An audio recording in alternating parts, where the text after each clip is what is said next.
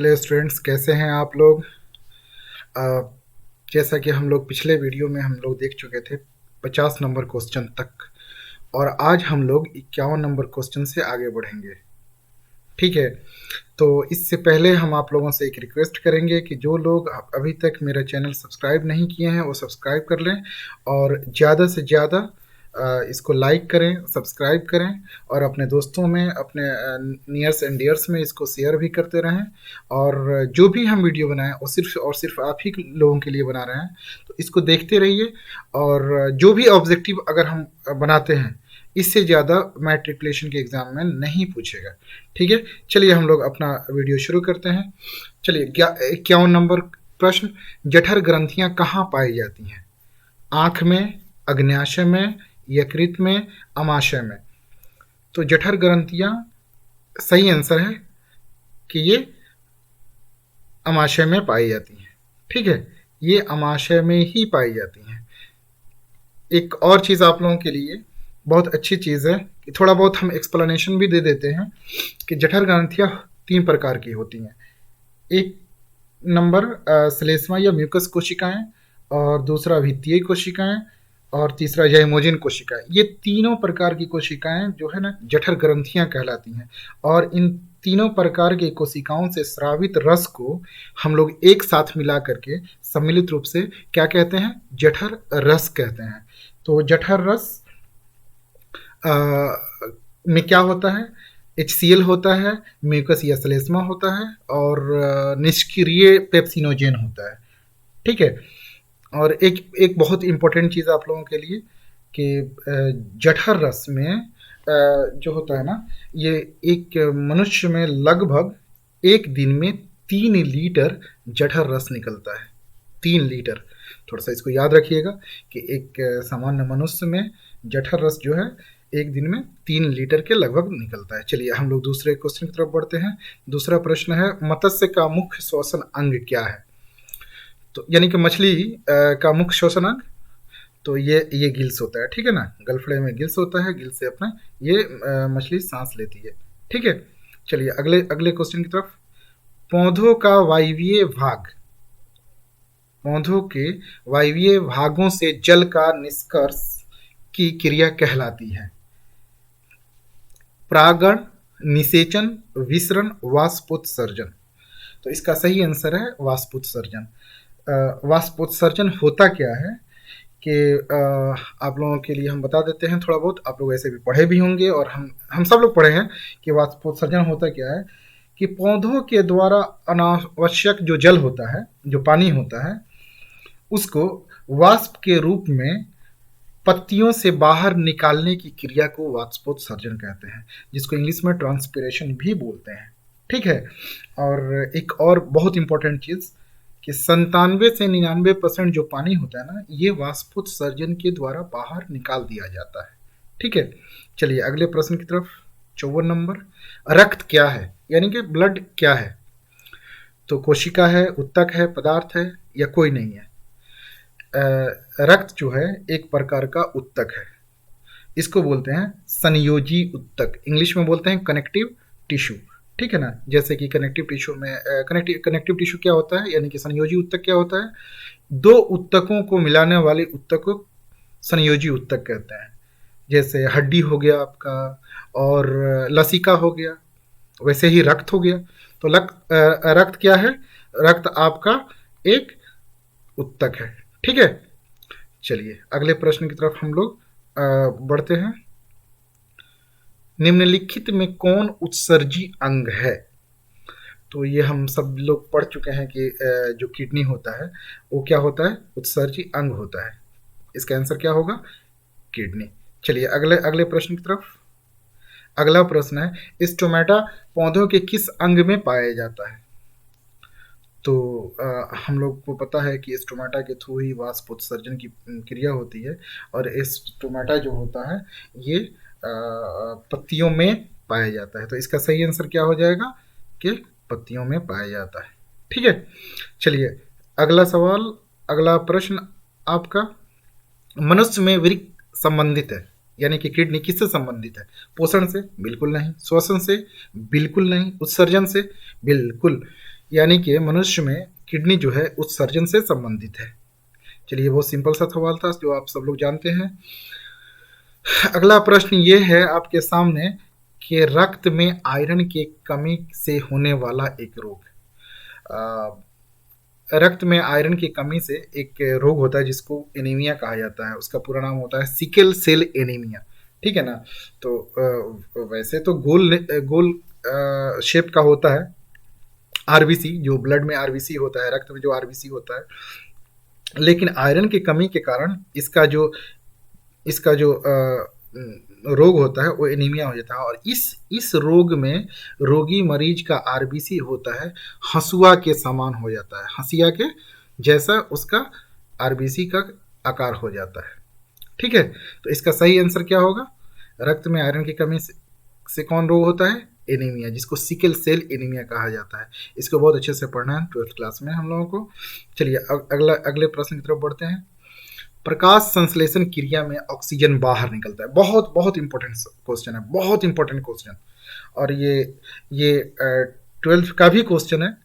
ये प्रकाश संश्लेषण की क्रिया में ऑक्सीजन कहाँ से बाहर निकलता है? जैसा कि हम लोग जानते हैं कि प्रकाश संश्लेषण में क्या होता है कि जो भूमि से जो जल जाता है जाइलम उत्तक के द्वारा जो जल जाता है पत्तियों में, और पत्तियों में क्लोरोफिल होता है। क्लोरोफिल के बाद उसमें जो वायुमंडल से कार्बन डाइऑक्साइड आता है प्लस सूर्य प्रकाश की रोशनी, ये सब मिला करके कार्बोहाइड्रेट यानी कि ग्लूकोज बनाते हैं। ग्लूकोज बनता है, कार्बन डाइऑक्साइड और जल दोनों मिल करके ग्लूकोज बनाते हैं और ऑक्सीजन बनाते हैं। तो अब यहीं पे पूछ रहा है कि ये जो ऑक्सीजन है ये ऑक्सीजन कहाँ से आया है? देखिए स्टूडेंट्स, आप यहाँ पे भी देखिए, कार्बन डाइऑक्साइड में भी ऑक्सीजन है और जल यानी कि H2O में भी ऑक्सीजन है, दोनों में है। तो ये वाला ऑक्सीजन यानी कि ये वाला ऑक्सीजन कहाँ से आया? यही आपका क्वेश्चन है। प्रकाश संश्लेषण क्रिया में ऑक्सीजन बाहर निकलता है, यानी कि है तो दोनों में, इसमें भी है, कार्बन डाइऑक्साइड में भी है और H2O में भी है। और ये जो ऑक्सीजन है ये कहाँ से निकलता है, और ये ऑक्सीजन है ये कहाँ से? तो हम लोगों का मेन क्वेश्चन है कि ऑक्सीजन कहाँ से निकलता है, ये वाला ऑक्सीजन, ये वाला। ठीक है ना। तो ये वाला ऑक्सीजन कहाँ से निकलता है?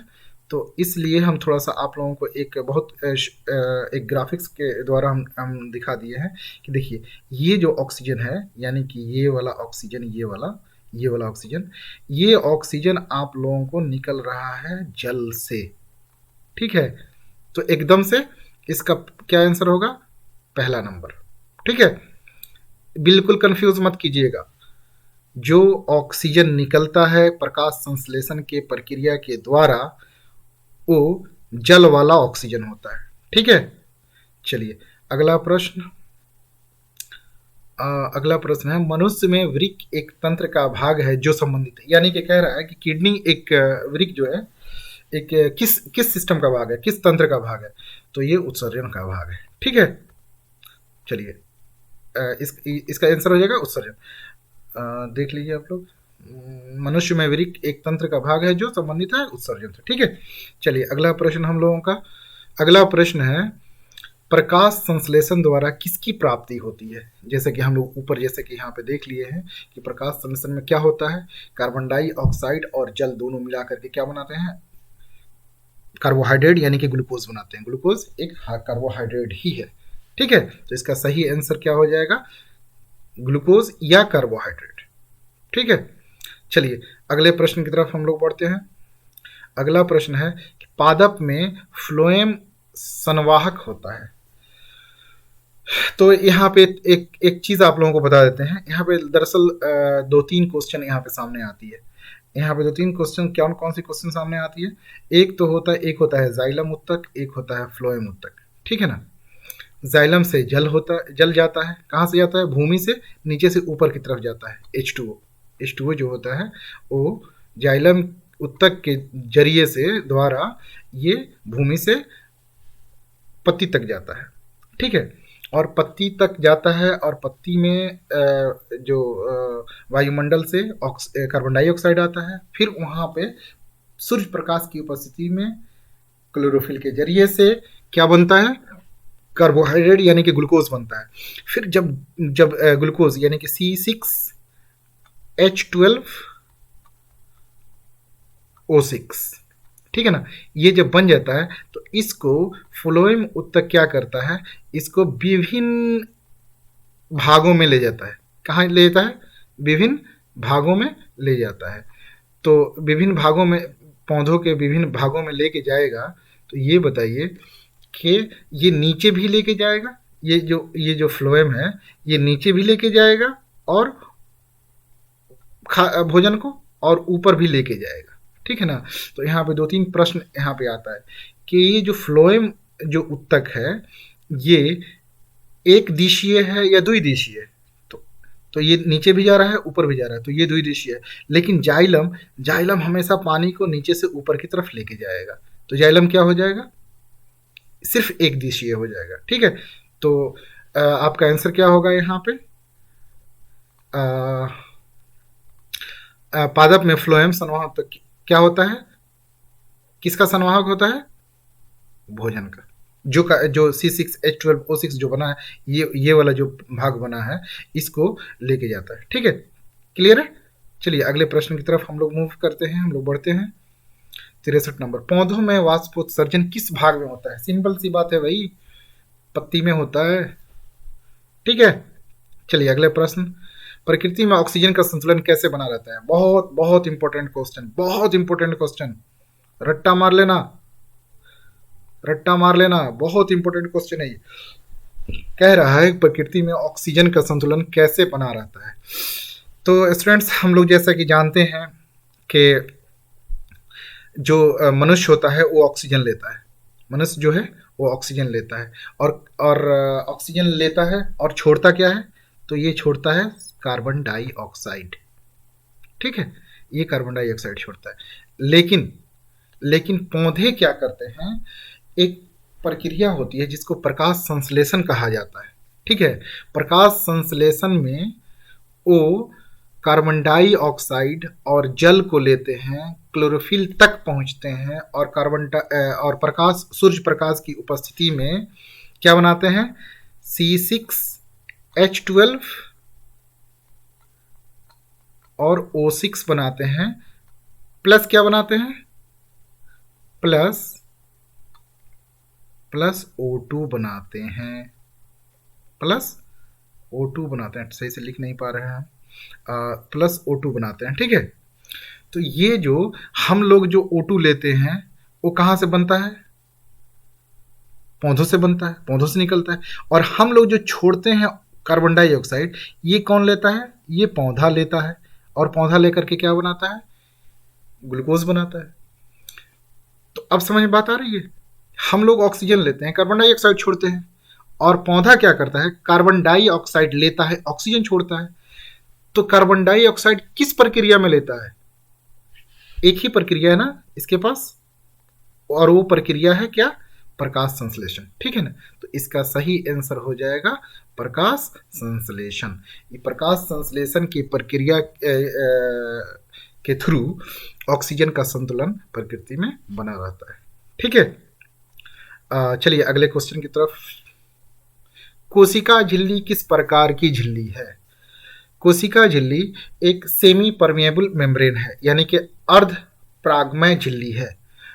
इसको आप लोगों को पढ़ना है जब आप लोग 12th क्लास में जाएंगे, तो बहुत अच्छे से पढ़ेंगे। सिंगर एंड निकोलसन ने जो दिया था फ्लूइड मोज़ाइक मॉडल, फ्लूइड द्रव्य मोज़ाइक मॉडल, ऐसे कुछ हिंदी में होता है उसका।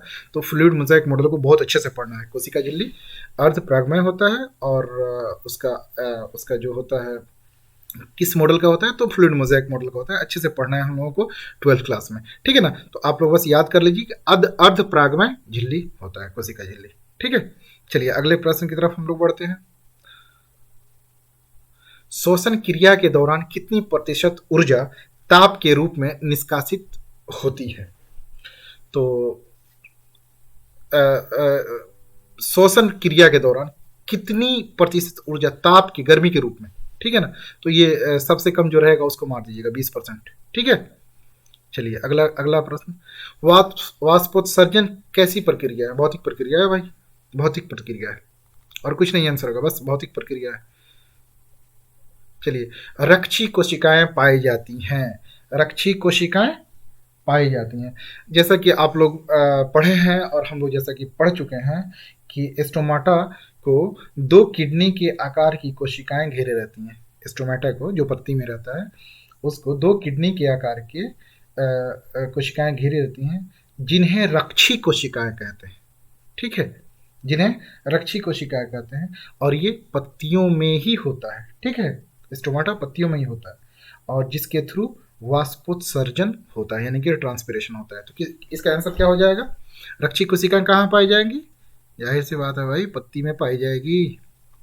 ठीक है, चलिए, सही है।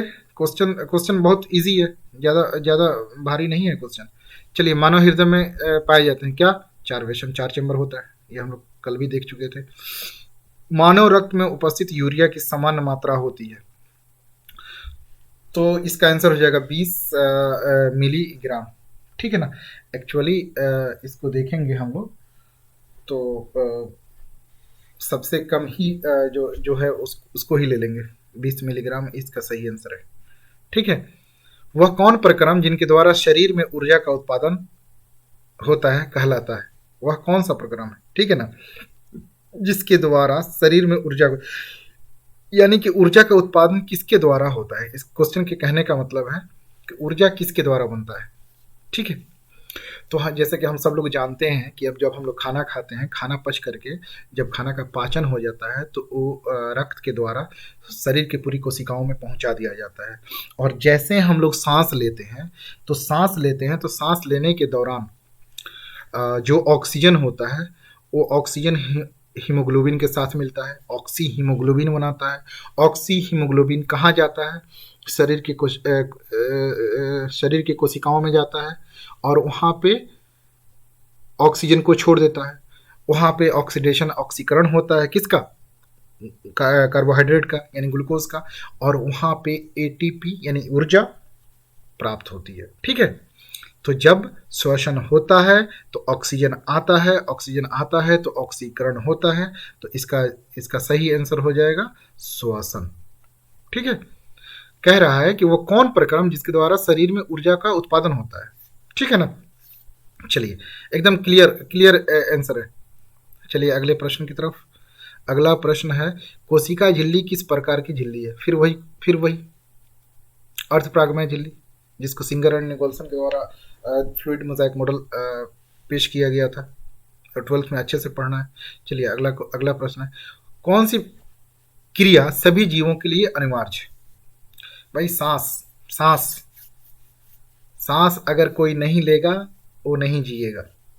ठीक है ना, जीने के लिए सांस लेना जरूरी है, तो इसका आंसर श्वसन ही होगा। ठीक है, चलिए अगले प्रश्न की तरफ। सामान्य मानव के 100 मिलीलीटर रक्त में हीमोग्लोबिन की मात्रा होती है, 100 ml रक्त में। दरअसल इसको आप लोग देखेंगे तो एनसीईआरटी या फिर अगर भारतीय भवन की बुक में लिखा हुआ रहता है कि 13 से 18 भी लिखा मिलेगा आपको, 12 से 16 ग्राम भी मिलेगा, तो ये सब होगा। लेकिन इसका जो ये होगा कि 15 ग्राम, लगभग 15 ग्राम के करीब होता है। इसका आंसर यही होगा। ठीक है, चलिए अगला प्रश्न। मानव हृदय में निलय के संकुचन स्थिति को क्या कहते हैं? सिस्टोल कहते हैं। मानव हृदय में निलय के संकुचन को क्या कहते हैं? सिस्टोल कहते हैं।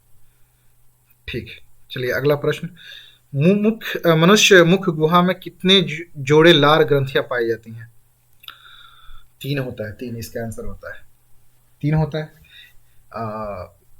पैरोटिड ग्लैंड होता है, सब मैक्सिलरी ग्लैंड होता है, और सब लिंगुअल ग्लैंड होता है। जैसे कि यहाँ पे इस ग्राफिक्स में जैसे कि हम दिखा दिए हैं आप लोगों को कि ये एक ये ग्लैंड है, एक ये ग्लैंड है, और एक ये ग्लैंड है। ठीक है ना।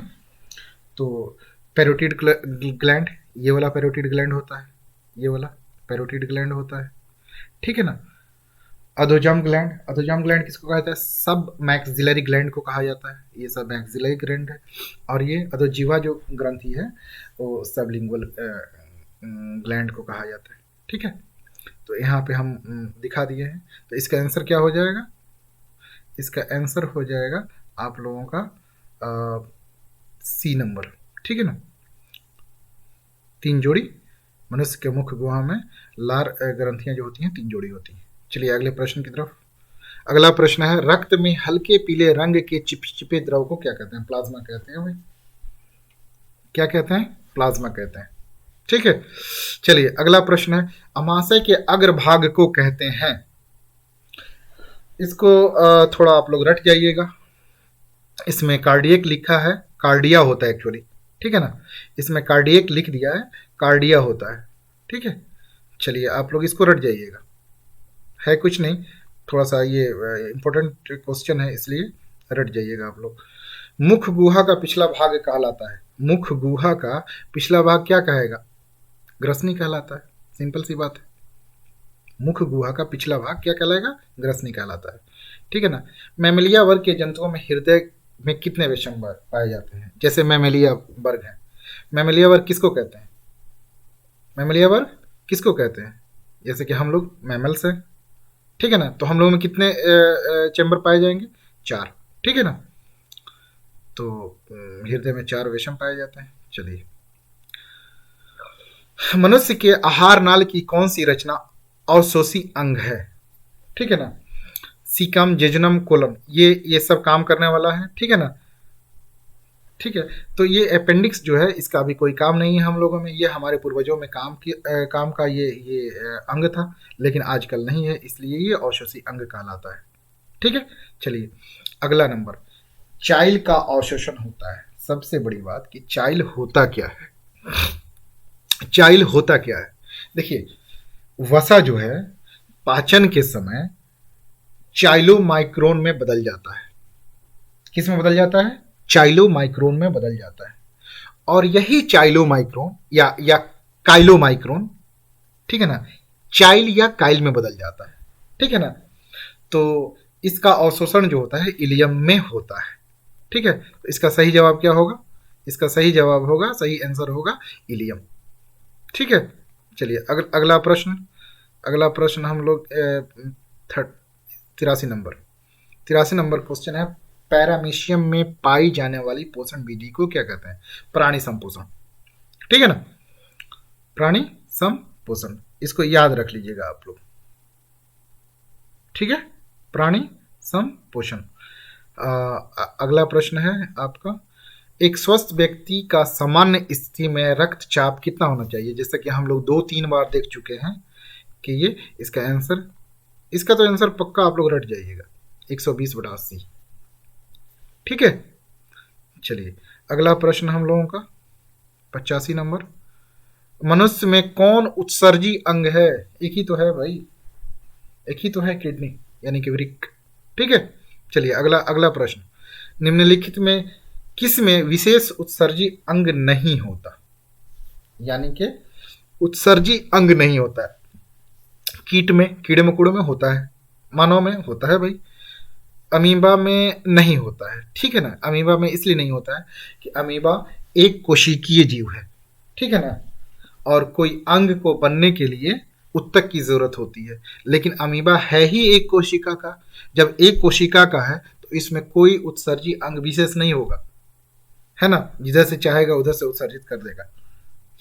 ठीक है, तो इसमें अमीबा में कोई विशेष उत्सर्जी अंग नहीं होता है, न मुंह होता है न कुछ होता है।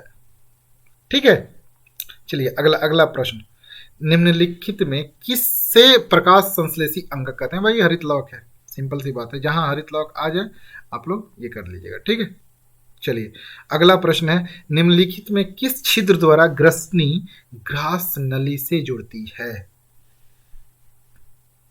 किसके द्वारा होती है? तो निगल द्वारा। ठीक है, इसका थोड़ा सा आप लोग इसको देख लीजिएगा कि किसके द्वारा ग्रसनी ग्रास नली से जुड़ी होती है? तो निगल द्वार के द्वारा। चलिए अगला प्रश्न आपका, अगला प्रश्न है, रक्षी कोशिकाएं पाई जाती हैं, गार्ड सेल। ठीक है, वही स्टोमाटा वाला, स्टोमाटा पत्तियों में पाया जाता है, जाहिर सी बात है। ठीक है, चलिए अगला प्रश्न, एक सामान्य मनुष्य में रक्त के 100 ml में यूरिया की मात्रा 30 मिलीग्राम के लगभग होता है। ठीक है, 30 मिलीग्राम के लगभग होता है। चलिए इसको इसको थोड़ा सा आप लोग अपने हिसाब से अपने अपने इसे देख लीजिएगा कि इसका सही में कितना होता है। 30 mg ये सही आंसर है। चलिए अगला प्रश्न आपके सामने, रेजिन्स किस पौधों का उत्सर्जी पदार्थ होता है? एक्चुअली ये होता है रेजिन्स जैसे कोनिफर्स जो पौधे होते हैं, जो जैसे चीड़ का जो पेड़ है वो कोनिफर्स होते हैं। इसमें जो छाल होता है और जो लकड़ी होता है उससे गोंद की जैसी एक पदार्थ निकलती है, उसी को बोलते हैं रेजिन्स। ठीक है ना। ये हाइड्रोकार्बन का लगभग ये है पदार्थ है। ये इसका सही आंसर हो जाएगा चीड़। ठीक है। चलिए अगला प्रश्न है, पौधों में गैसों के निष्कासन के लिए किस प्रक्रिया का उपयोग होता है? बहुत इंपॉर्टेंट सवाल है, बहुत इंपॉर्टेंट सवाल है, बहुत इंपॉर्टेंट सवाल है ये, बहुत इंपॉर्टेंट क्वेश्चन। ये प्रश्न आप लोग बहुत ध्यान से देखिएगा। पौधों में गैसों के निष्कासन के लिए किस क्रिया का उपयोग होता है? पौधों में गैसों के निष्कासन के लिए, इसमें ये नहीं कह रहा है कि ऑक्सीजन के लिए। ठीक है, इसमें ये नहीं कह रहा है, इसमें कह रहा है कि पौधों में गैसों के निष्कासन के लिए किस क्रिया का उपयोग होता है। तो इसका आंसर हो जाएगा विसरण, डिफ्यूजन। ठीक है ना। डिफ्यूजन विधि द्वारा क्या होता है कि पौधों में गैसों का निष्कासन होता है। ठीक है ना। तो इसको एकदम से रट्टा मार लीजिएगा कि विसरण विधि द्वारा क्या होता है, पौधों में गैसों का निष्कासन होता है। ठीक है। चलिए अगला प्रश्न आपके सामने, निम्नांकित कौन अमीबा में पोषण की प्रक्रियाओं में एक नहीं है? ठीक है ना। अपघटन नहीं होता है भाई, अमीबा में अपघटन नहीं होता है। ठीक है ना, सब कुछ होता है, अपघटन नहीं होता है। चलिए अगला प्रश्न, मानव शरीर के विभिन्न भागों में धमनियां विभक्त होकर क्या बनाती है? धमनिकाएं बनाती हैं। ठीक है ना, धमनिकाएं बनाती हैं। धमनियां विभाजित होकर के छोटी छोटी उससे पतली पतली धमनिकाएं बनाती हैं। ठीक है। चलिए अगला प्रश्न, वे सारी क्रियाएं जिनके द्वारा जीवों का अनुरक्षण होता है कहलाती हैं? यानी कि जीव अपने आप को संभालता है, प्रजनन करता है, खाता पीता है, तो क्या करते हैं उसको? जैव प्रक्रम। ठीक है ना, इसको देख लीजिएगा आप लोग। चलिए, निम्नांकित किस जंतु में श्वसन फेफड़े द्वारा होता है? तो झींगा में नहीं होगा, सीप में, मोलस्का ग्रुप है, नहीं होगा, कछुआ में, टर्टाइल ग्रुप है, इसमें होगा। ठीक है ना, तो कछुआ में फेफड़े के द्वारा होगा। चलिए अगला प्रश्न, पौधों में खाद्य पदार्थों का स्थानांतरण की गति पथ होती है। अच्छा आ गया भाई, संवहन उत्तक आ गया। तो स्टूडेंट्स आप लोगों को पहले समझा चुके हैं, अब हमको प्रश्न संख्या याद नहीं है, लेकिन संवहन उत्तक दो होता है, एक होता है जाइलम, एक होता है फ्लोएम। हम पहले ही समझा चुके थे, आप लोगों को याद हो अगर तो शायद याद हो। एक होता है जाइलम और एक होता है फ्लोएम। जाइलम क्या ले जाता है? जल। ठीक है ना, और ये जल हमेशा लेके जाएगा नीचे से ऊपर की तरफ। ठीक है।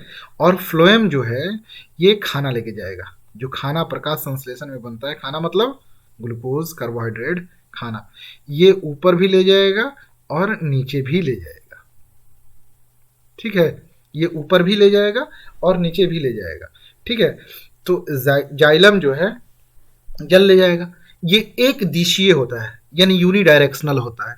और फ्लोएम क्या होता है?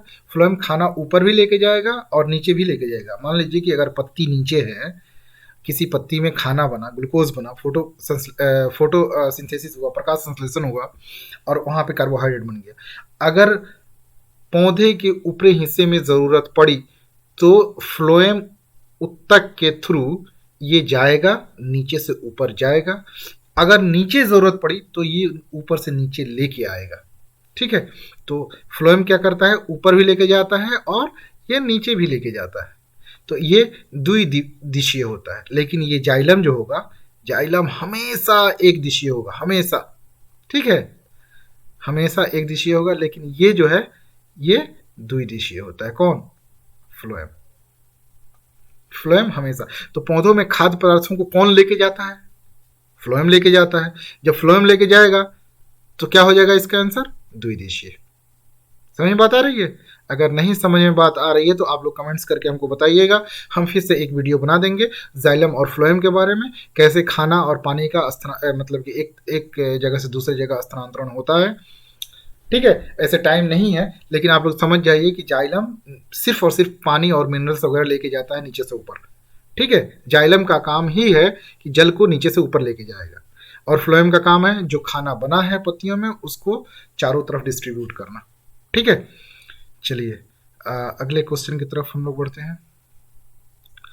रक्त के हल्के पीले रंग के चिपचिपे द्रव को हम लोग देख चुके हैं भाई, हम लोग देख चुके हैं। इसको क्या बोलते हैं? प्लाज्मा बोलते हैं। ठीक है, ठीक है, इसका आंसर क्या हो जाएगा? प्लाज्मा।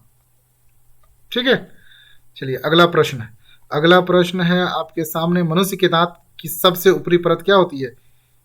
इनामेल, सबसे कठोर पार्ट। ठीक है, मनुष्य के दांत के ऊपर जो हम लोगों का व्हाइट पार्ट होता है, सबसे ऊपर क्या होता है? इनामेल होता है। ठीक है, चलिए निम्नलिखित में कौन सा अंग श्वसन से संबंधित नहीं है? फेफड़ा, ट्रैकिया, गिल्स या गिल्स। फेफड़ा जो मनुष्य में होता है, ट्रैकिया जो कॉकरोच में होता है, श्वसन करता है भाई, श्वसन करता है, और गिल्स जो मछली में होता है। तो ये सब श्वसन से है। यकृत जो है ये लीवर, ठीक है ना, ये पाचन डाइजेशन से संबंधित है। तो यही श्वसन से संबंधित नहीं है। तो इसका आंसर क्या हो जाएगा?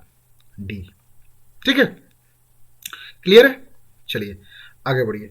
अगला प्रश्न है, आज हम लोग 110 प्रश्न करेंगे और बच जाएगा आप लोगों का फिर 50 प्रश्न, उसका अगले वीडियो में हम लोग कर लेंगे। ठीक है, और आप लोगों से एक रिक्वेस्ट भी है कि आप लोग मेरे चैनल को सब्सक्राइब कीजिए और लाइक कीजिए, और जो भी आप लोगों का प्रश्न है उसको कमेंट्स में आप लोग पूछिए। अगर मेरे पास टाइम रहा, बल्कि टाइम रहेगा ही रहेगा आप लोगों के लिए, तो हम उसका जरूर आंसर देंगे। ठीक है, चलिए श्वसन क्रिया विधि में भोज्य अणुओं का होता है, क्या होता है? श्वसन में क्या होता है? विघटन होता है। ठीक है, श्वसन में क्या होता है? विघटन होता है ना। जैसे कि कार्बोहाइड्रेट जो हम लोग खाना खाते हैं, खाना खा करके जो पाचन होता है, पाचन के थ्रू पाचन से जो कार्बोहाइड्रेट जो है, जैसे ग्लूकोज है, हमारे कोशिका में पहुंचता है, और जब कोशिका में पहुंचता है उसी टाइम में हम लोग सांस लेते हैं। सांस लेने के पश्चात ऑक्सीजन जो है हमारी कोशिका में जाता है, और कोशिका में जाकर उसको ऑक्सीकृत कर देता है, उसको विघटन कर देता है, जिससे ऊर्जा मिलती है हम लोग। तो क्या होगा इसका आंसर? विघटन होगा। ठीक है, श्वसन क्रिया विधि में भोज्य अणुओं का क्या होता है? विघटन होता है। चलिए अगला प्रश्न, रक्त जमने में कौन सा प्लाज्मा प्रोटीन की भूमिका होती है? प्रोथ्रोम्बिन, थ्रोम्बिन और फाइब्रिनोजेन और सभी। इसमें लगभग सभी होगा। प्रोथ्रोम्बिन भी होता है, थ्रोम्बिन भी होता है। थ्रोम्बिन जो है विटामिन के साथ काम करता है। ठीक है ना, विटामिन के बिना ये काम नहीं करेगा। फाइब्रिनोजेन ये बहुत इंपॉर्टेंट है, ये यही तो मेन है। ठीक है, तो अगर ये दोनों ना हो, कौन कौन? ये और ये ना हो तो ये आंसर हो जाएगा। अगर ये दोनों ना हो तो ये आंसर हो जाएगा। मतलब कहने का मतलब है, सॉरी प्रोथ्रोम्बिन भी सही आंसर है, थ्रोम्बिन भी सही आंसर है, और फाइब्रिनोजेन भी सही आंसर है। ठीक है ना। तो अगर अक्सर आप लोगों के क्वेश्चन में दिया रहता है कि फाइब्रिनोजेन, ठीक है ना, तो प्रोथ्रोम्बिन भी है, थ्रोम्बिन भी है, और फाइब्रिनोजेन, इसका आंसर हो जाएगा सभी। ठीक है, क्लियर है? चलिए अगला प्रश्न आपका, अगला प्रश्न है, हीमोग्लोबिन प्रोटीन वर्णक में कौन सा धातु आयन पाया जाता है?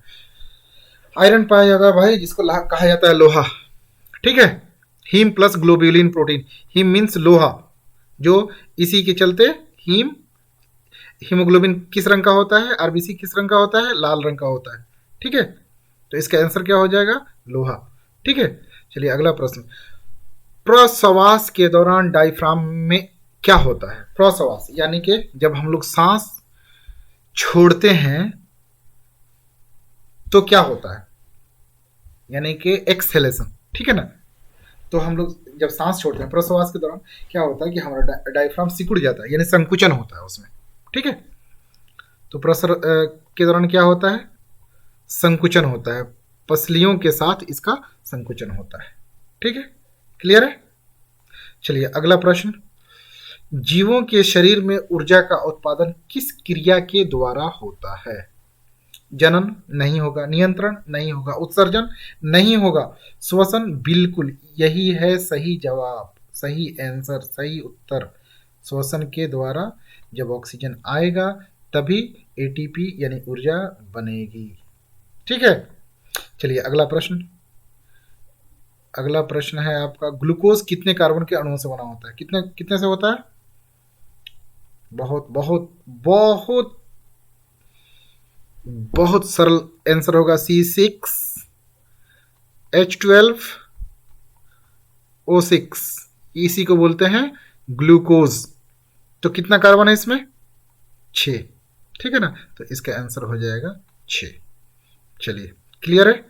अगला प्रश्न, एक स्वस्थ व्यक्ति का सामान्य स्थिति में सिस्टोलिक डायस्टोलिक रक्तचाप यही होता है 120/80। ठीक है ना, ये बहुत बार क्वेश्चन पूछा हुआ है, ये आप लोग रट्टा मार लीजिएगा इसको।